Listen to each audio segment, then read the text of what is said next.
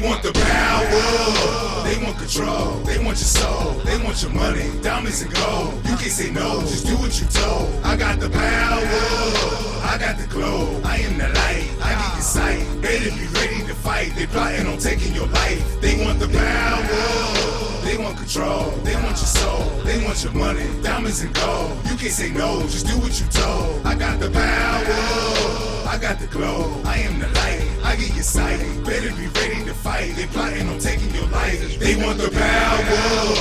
Welcome back to part 2 of Decoding the Money Matrix.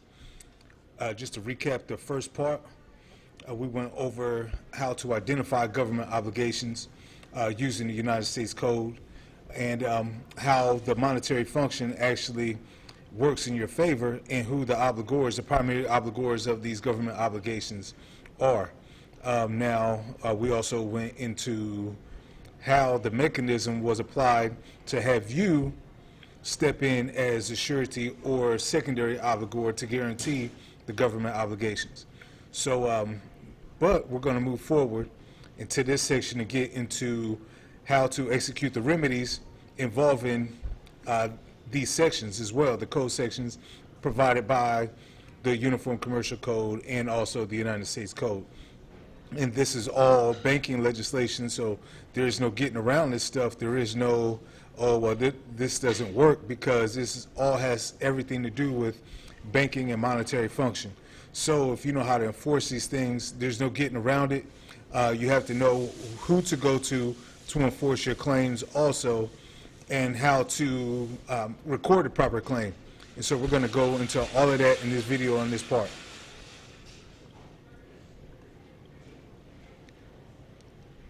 The undisputed fact of all of this is that we loan the banks our credit, or our promissory notes, when issued and paid from our deposit or credit account with the bank.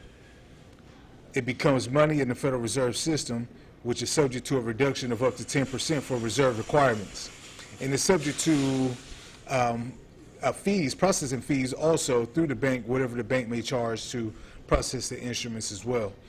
But this is created as newly issued credit that was paid pursuant to written orders, including checks, wire transfers to the sellers of goods and services for the account of ours. So that is the undisputable fact of how the monetary function of us issuing the promissory notes or delivering the promissory notes to the banks, how that actually works. So we're going to go into the remedy provided to us by 31 United States Code, subsection 3113.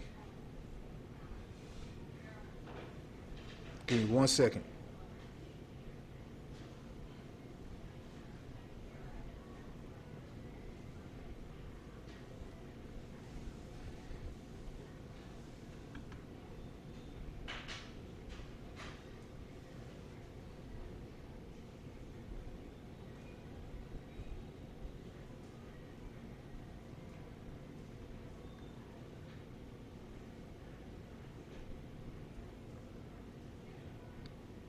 All right, here we go. United States Code 31, Title 31, subsection 3113. And this goes into accepting gifts, right? And a lot of people don't know that this section actually exists.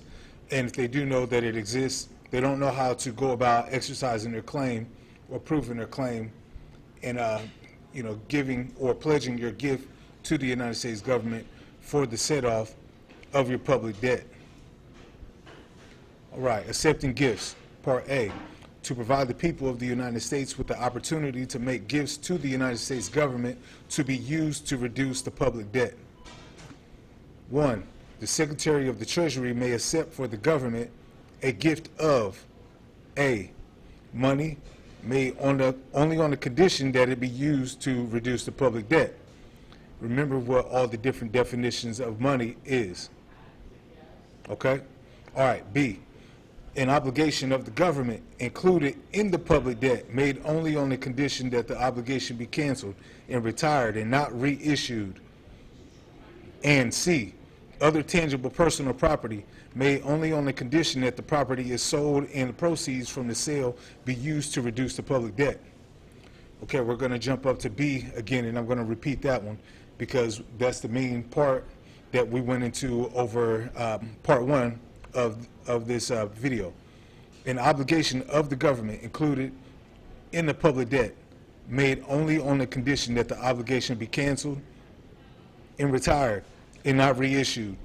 So once you do this, once you pledge your government obligation to the Secretary of the Treasury or to the administrator for the General Service Administration, then and they accept it and they do not return it with any kind of error message or any kind of communication saying that you did something wrong, and they accept it through tacit acquiescence, then you have your remedy. All right, and we're going to go over C one more time as well. Other tangible personal property made only on the condition that the property is sold and that the proceeds from the sale be used to reduce the public debt. Okay, tangible personal property. Now this could include any of your financial assets. In the sale of that financial asset, whatever the debt is, the public debt reflecting that financial asset, you're pledging it to be sold, so the proceeds from that sale can be used to reduce the public debt. This is anything. This could be your mortgage. This could be your car payment. This could be any debt, credit card debt. It could be anything. All right, we're going to move forward.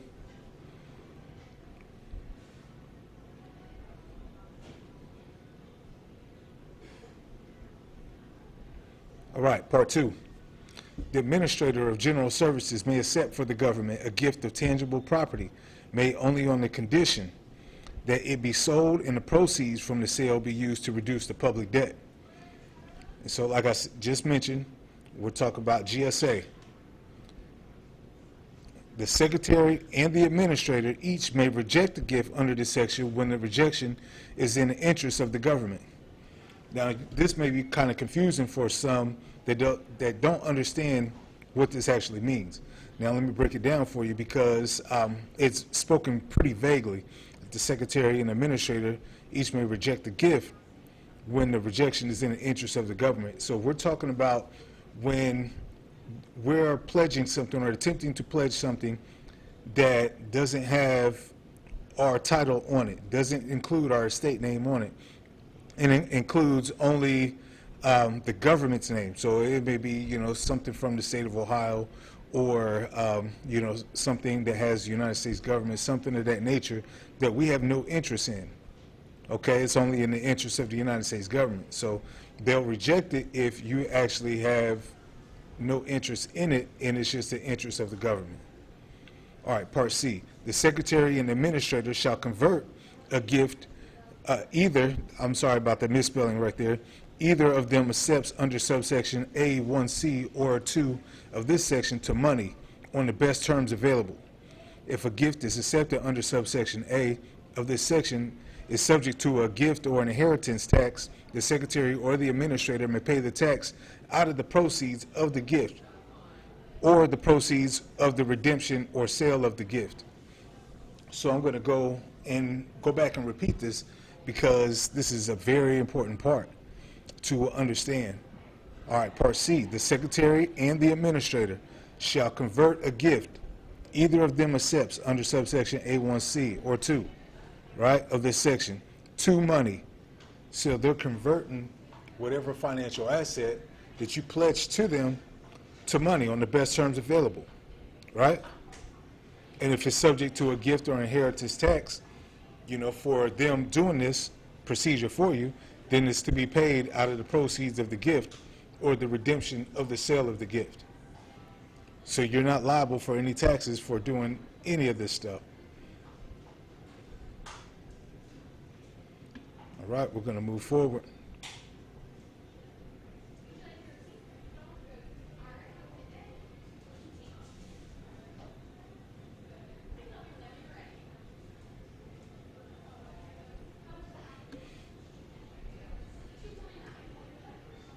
All right, D. The Treasury has an account into which money received as gifts and proceeds from the sale or the redemption of gifts under this section shall be deposited. The Secretary shall use the money in the account to pay at maturity an obligation of the government included in the public debt. An obligation of the government that is paid, redeemed, or bought with the money from the account shall be canceled and retired and may not be reissued. Money deposited in the account is appropriated and may be expended to carry out this section. E. Part 1.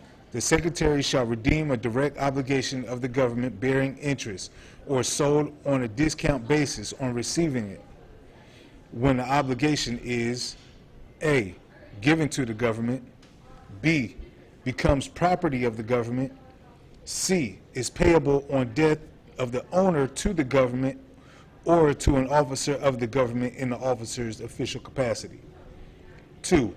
If the gift or transfer to the government is subject to a gift or inheritance tax, the Secretary shall pay the tax out of the proceeds of redemption. All right, so I'm going to jump back up to the top, and we're gonna break this section down from the beginning.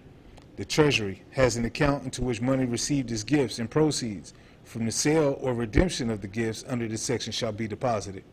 So, you know, a lot of people will tell you that there are secret accounts, and they'll mention things like that. Oh, there are secret Treasury accounts or trust accounts. Now, they're not absolutely wrong. Now, we do have trust accounts that are available to us, and a lot of these trust accounts is what we set up by doing this and utilizing those accounts that were set up at our birth to carry out these transactions. That's the whole purpose of becoming the beneficiary of those instruments instead of becoming or acting as a trustee of your estate. All right, so the Treasury has an account into which money received as gifts and proceeds from the sale or the redemption of gifts under the section shall be deposited. The Secretary shall use the money in the account to pay at maturity an obligation of the government included in the public debt. Now, paying at maturity is paying by the due date of whatever that instrument that you pledge is. So if it's a utility bill, it's paying at maturity or by the due date. If it's your mortgage, it's whatever date that the mortgage payment is due, the monthly mortgage payment is due. Same thing with your car payment. Maturity only means the payment due date. And one thing that you'll find once you research the mortgage a little bit deeper is that your mortgage, the maturity of the mortgage is 30 years from the date of closing. So you have you're not in default all the way up until that time.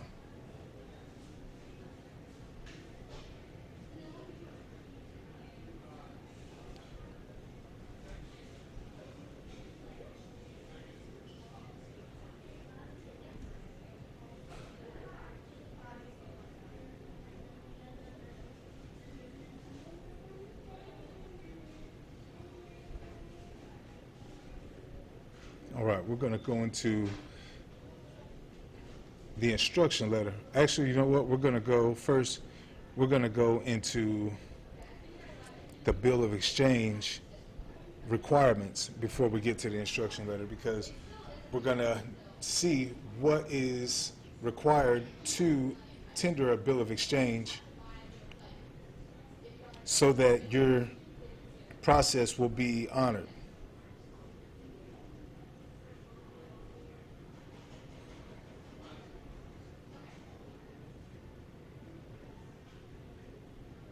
Give me 1 second.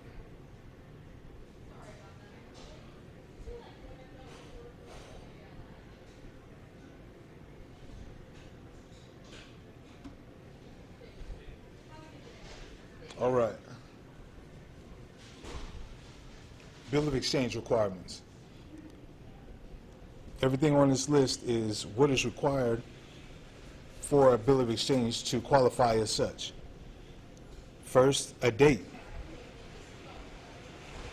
The next requirement is an account number. The third requirement is a value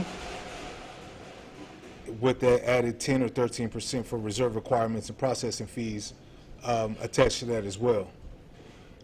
All right, the next requirement is the name of the person to receive the credit. The next requirement is the name of the public creditor, which the public creditor in this case would be the Secretary of the Treasury. The next requirement is the name of the public pass-through entity, which will be the name of your estate. All right, and then the instructions. All non-cash items require instructions. You have to give them instructions on what specific purpose that you want your trust instrument to be applied, how you want that to be applied. All right, the next requirement is an instruction number, and that is for the purpose of the Treasury Tax and Loan Depository to keep track of that. The next requirement is your name, of course, your private name. Now this name, once you issue this your private name, remember it's first name, middle name. You don't use the last name on the instrument because then you're acting as a trustee. You're using the father's name instead of using the name of the beneficiary. All right? And then you want to apply your Social Security number as the exemption number for your estate, your public pass-through entity. All right? And then your signature along with the endorsement allonge that will be required to process your instrument to the Treasury.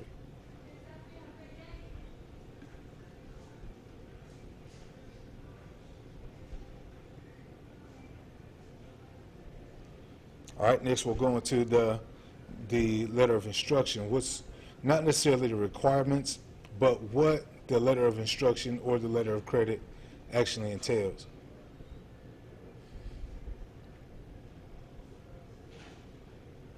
Give me 1 second.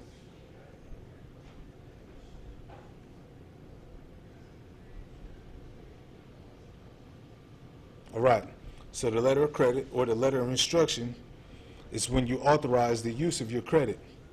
You must arrange for that credit to be approved by the third party in the public, which is the Secretary of the Treasury. And this is done through the letter of instruction or letter of credit.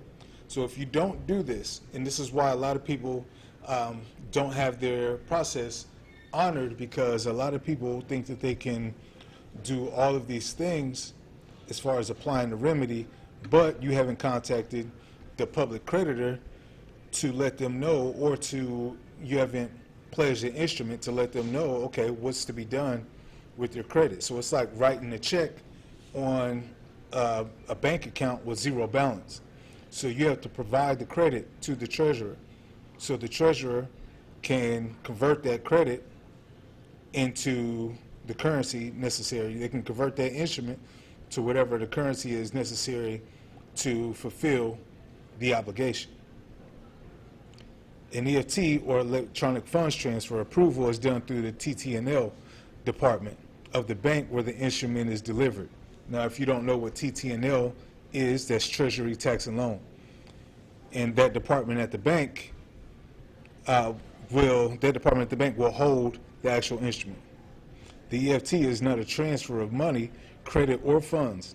It's a transfer of the digital information from the Federal Reserve Bank through the federal window to the Treasury, where it can be approved or denied by the Treasury, by the Secretary of the Treasury. And like I said, once you do everything correctly, there's no reason for them to deny anything that you're doing, because they're going to benefit from the sale or the redemption of whatever instrument that you pledged to them. So it's very important, extremely important, that you get this part right and you issue your instructions along with the bill of exchange to the Secretary of Treasury or to the administrator of the GSA. And then they gave you the core instructions on how to apply all of this through the section we just previously looked at, which is the 31 United States Code, subsection 3113.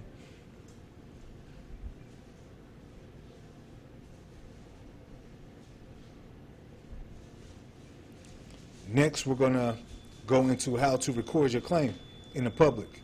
Now, you're a merchant, presumed to know how to do these things. You're involved in commerce. The very bottom level of commerce is being considered a consumer.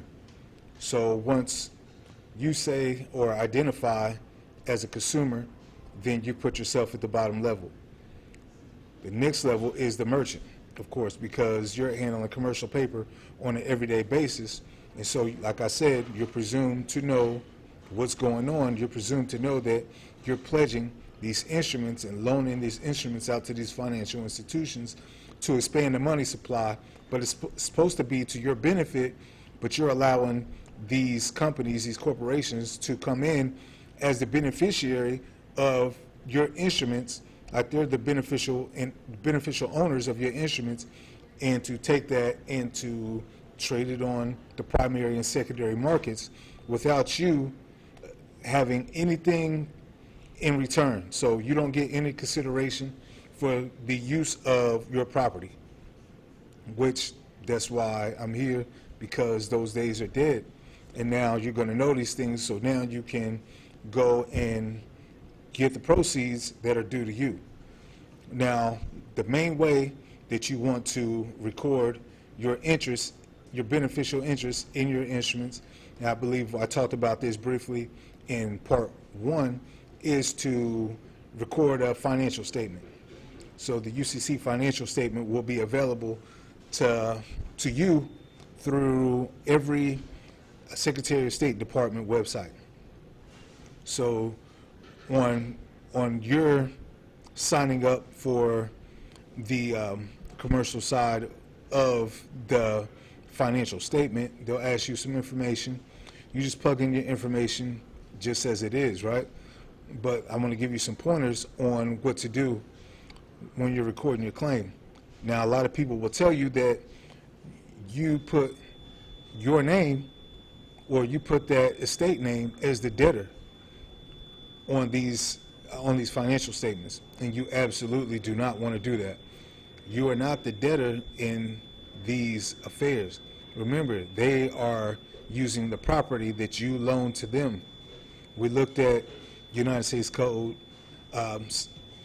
Title 12, subsection 1431A, which was the power and duties of banks, so we've seen who the borrower actually is. So everything has to match. You can't be scared to claim that you're the creditor to and the owner to your property. So once you do that, you want to remember that the creditor is always the estate name. You can always put in the Secretary of the Treasury as a debtor because you're pledging the instrument to the Secretary of the Treasury or to the administrator of the GSA. So they're technically holding the instrument in your best interest. So they owe that debt to you for the pledge of your instrument. Then also you want to remember that the debtor also is whatever corporation is receiving your credit. And that goes for any kind of utility company, any type of phone company, anybody that is using the estate credit via the Social Security number or an EIN number that you may have given them also. If they're using your credit, you have to understand that they are debtors in possession under the Chapter 11 Reorganization Act number 26. So you have to know that there are debtors in possession of the contraband, the tax contraband, which is all the credit that they're using, and you're not coming to claim any of your property or enforcing your claim through the Internal Revenue Service, Department of the Treasury. So it's very important that you know this stuff and where you are, who you are in these transactions, because if not, you're not going to get the remedy that you're looking for. All right, so you want to always make sure that you're putting yourself as the creditor owner of these instruments. And you also want to make sure that you're recording the transaction as a transaction or your property is being held in trust. Okay, because once you identify the property being held in trust as your financial asset and you're identifying yourself as the beneficial owner of your trust instruments, then your claim is then recorded on the public commercial registry. And there's no getting around that. There's no getting around that claim. And when it comes to the function of this, you're acting as the bailor. It's a bailor-bailee relationship. And you want to be the bailor and have the Secretary of Treasury be the bailee in these transactions. Now, you could put that, you could also check the box that says this is a public finance transaction, because everything you're doing in the private has to be reflected in the public anyway. And so you're issuing the private credit in return for the public credit, or the public currency, which is a fiat currency, which we learned is a de facto currency in the public. So, I mean, there are different ways that you can identify the transaction, but every way that you do it, you have to express the trust first, and then claim your position, claim your stake to those instruments that are being pledged second. All right, so we're not going to go too much further into detail about any of this stuff, because you should have all the information and all the tools necessary to do your due diligence and to do your research over all the information that was given to you in these two videos. Now, like I said, you should watch the video at least 10 times. Take notes. These videos aren't up just for you to, you may, listen to them while you're doing cleaning or whatever, but you should sit down, take this stuff seriously. You want to take notes on everything that I'm telling you, so you can verify it for yourself, because you can't just listen to anybody. I could be telling you anything. I could be telling you wrong, and then what are you going to do? You're going to be like, well, he told me X, Y, Z, but I didn't check it for myself, so you left me the responsibility of dealing with your estate. You feel me? And all the responsibility is yours. This is a lot of power. It's a lot of powerful information.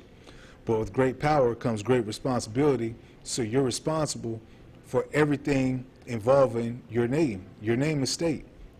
It's your responsibility. And so I hope that you take this serious. Welcome to the merchants. Welcome to the model, the merchants of the divine eternal light. We're just getting started here, so there's a lot to learn. I look forward to teaching you a lot, because the people deserve to know. All the propaganda and everything has been too strong. The people have been left without any kind of disclosure of what's really going on. But we've been put last on the pecking order when it comes to receiving our remedy and receiving consideration for everything that we pledge to our so-called government and to these corporations for them to function. And then only to turn around and to have everybody else bailed out, all these banks bailed out, all these different countries around the world being supplied what? All of the stuff that belongs to us, all of our remedy, all of our credit, all of our property. So you have to understand the function of the game before you play it.